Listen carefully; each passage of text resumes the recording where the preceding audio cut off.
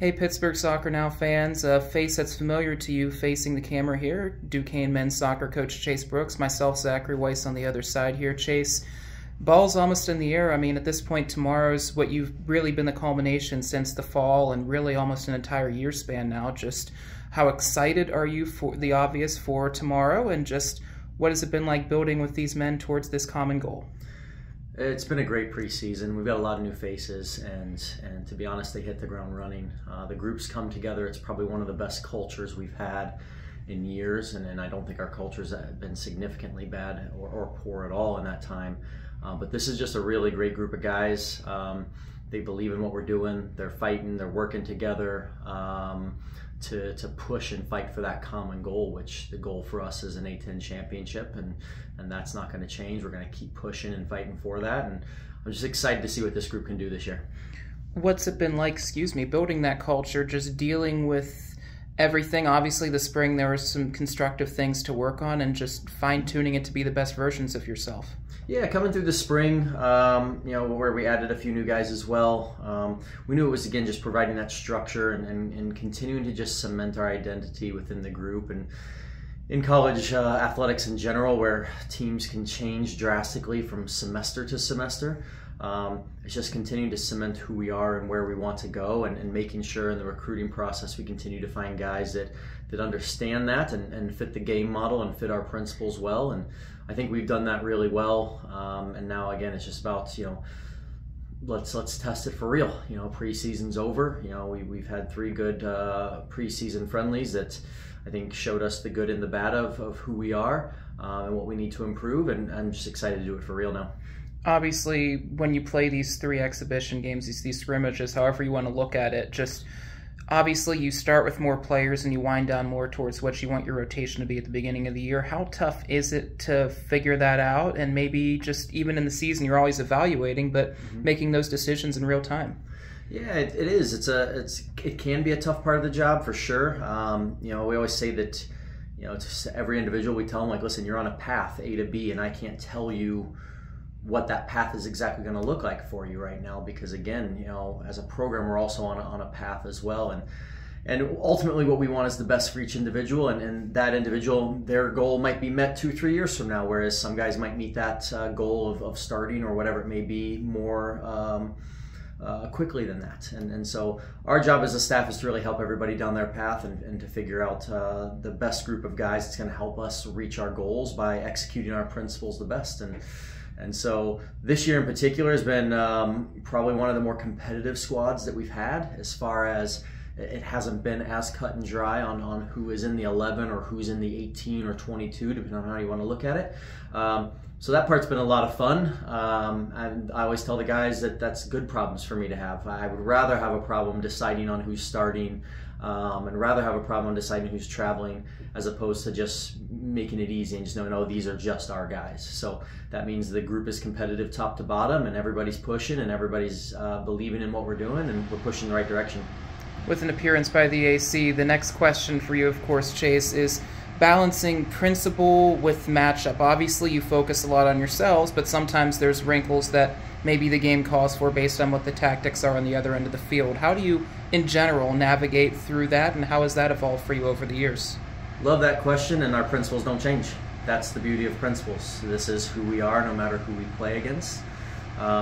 Now, again, our ability to execute our principles are going to be affected by the tactics of the opponent, and that's where small tweaks will come in. But the tweaks aren't on the principle standpoint. It's maybe just on a general tactic within that game, or a sub-principle, or under the guise of who's starting, as opposed to, do you want taller guys on the field or not if you're playing against a team that shells the ball.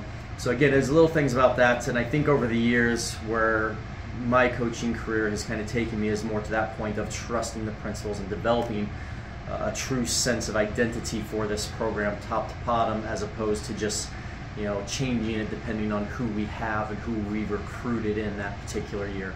And so we really want to make sure that Duquesne men's soccer is known for being us, and we show up every day and we're the same, and you know what to expect, but at the same time, you're in for a battle.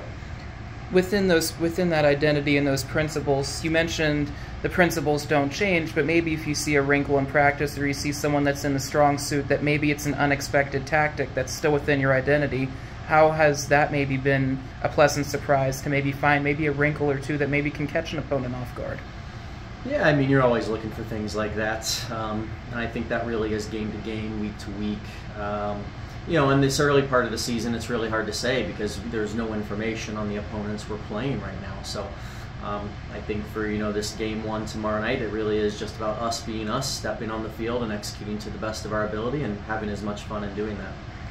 Everything's about a journey. I know there's been some ebbs and flows like we've talked about throughout these 3 games, some of which maybe were unhappy locker rooms in times, but how is that part of the process and how does that refine and maybe give even more specific instruction to understand in order to succeed this is what we have to do? Yeah, I mean, if there's no failure, then there's no learning. If everything was just easy and success, well then we'd never know where our shortfalls were. So I think, again, the journey is paramount to our success. You know, the good, the bad, it's all a part of it, and you have to embrace it all, the good and the bad. And if you don't, then life is going to be tough in general, much less a game that we're very fortunate to be a part of on a day-to-day basis.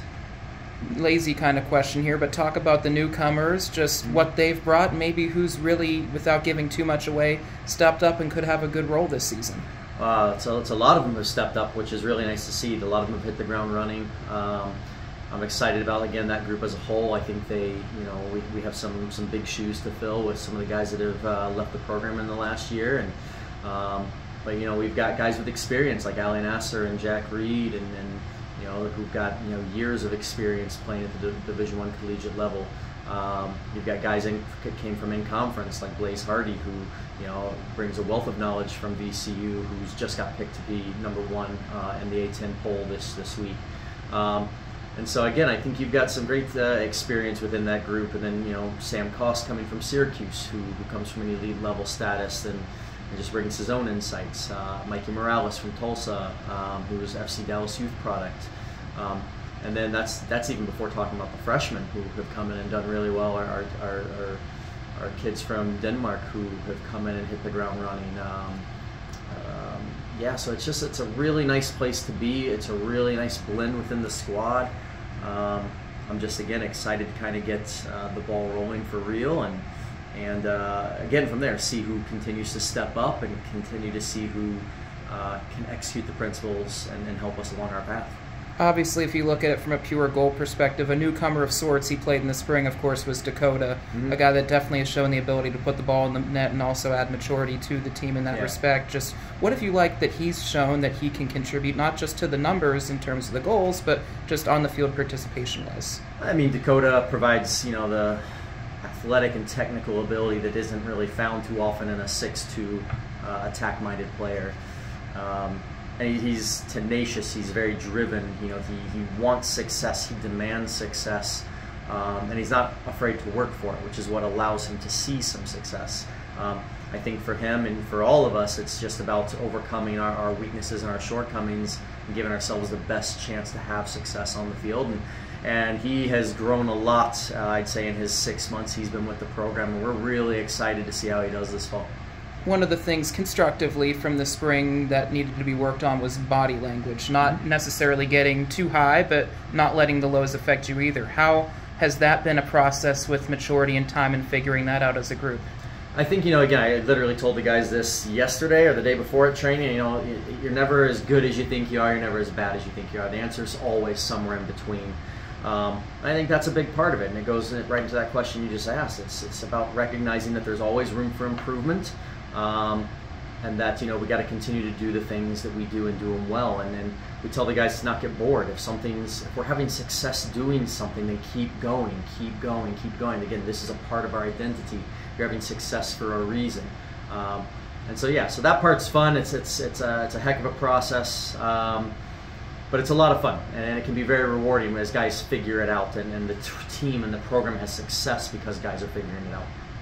talking about the returners, of course, there's several accomplished. Of course, Maxie got the recognition from the A10, and what a journey he's had through ebbs and flows and everything in between. Just if you can spot shadow Maxie, of course, for a second. I feel like we've talked about him a million times, but what's 1,000,001? And just if you can talk about highlights from this returning class and who has stood out there. Yeah, I mean, you have to start with Max Hopfer, kind of the heart and soul guy of the program.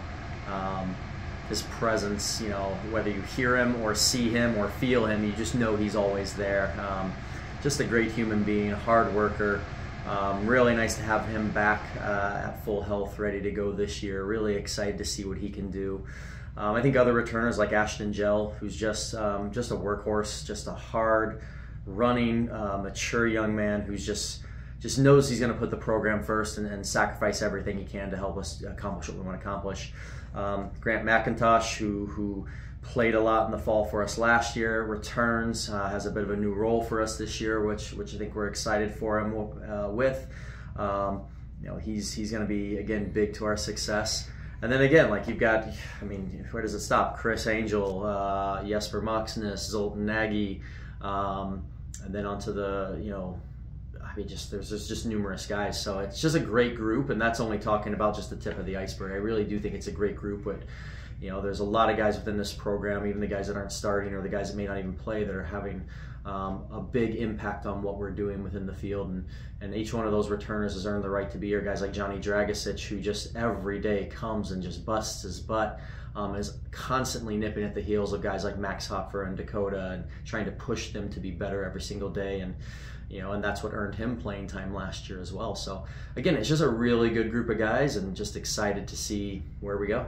Looking at the guys overall, you just see a certain level of fitness. That, not saying it wasn't there last year, but it's taken a further step this year. Just how does that show the buy-in to culture and program, but also show how serious they treated the summer and the off season as well? Yeah, I mean, I think that sums it up perfectly. It shows growth and maturing in all those aspects. We are a program that demands high standards and integrity and discipline, and the team met us right where we needed to be, and so we're really excited about that, and it allows us to get into training more fully quickly in preseason, as opposed to trying to build up fitness and work through some things. You know, we get to get right into playing as soon as possible, and again, I think that, you know, we've always had a program where fitness has been sought after and pushed on, and I think the fall has never been a huge problem for that. But this year is just a tick up from it, which is exciting to see. When you look at putting together a schedule, sometimes it seems on the outside, oh, it's so easy, but there's so much to navigate through a schedule. How, especially after the success from a couple years ago, more difficult has it been, not just to come with a schedule, but to come with a schedule that prepares you to achieve the goals you want to achieve? Yeah, scheduling's always difficult. You know, we're not in the world where we can offer out guarantees and do things like that to get teams to come play us. We understand our strengths and weaknesses. We know we're one of 8 or 9 programs in the country that play on an American football field. We understand that. We know we play on turf. And we know we have a great home field advantage. So there's not a lot of people that want to sign up to come to Duquesne to play us. But that's a part of it. That's part of the fun and the challenge for me, to try and figure that out, while at the same time providing our student athletes with the best experience that we can for them. And I think the schedule this year reflects our attempts to continue to put quality on the field in front of our guys, and you know, showcase that you know, we're not afraid to travel and play, and you know, we'll take on anybody that is willing to come play us or willing to have us. Overall, I know it sounds like coach speak. You're just excited to play anybody else this time of year. You're just excited for the season to start, but you mentioned at the beginning, to have it with these guys and to have this opportunity and looking to just continue to build on success, just how overall excited do you feel this team is to make those moves and make that step again? Yeah, I mean, great question. How do you quantify something like that? I think they're very excited. I think it's a group that believes in themselves quite a bit. I think it's a group that has showcased in preseason that the talent level is there, that their ability to defend and attack is there, that we've got really good balance within the squad, both on and off the field. I think they've demonstrated it, but now it's proving it, right? And so that's that next step when it's for real, when the games count and the stats are kept. And I think we'll learn a lot more within this group in the next 2 weeks, getting through these first 3-4 games of the season. I'll be able to answer that question maybe a little better then.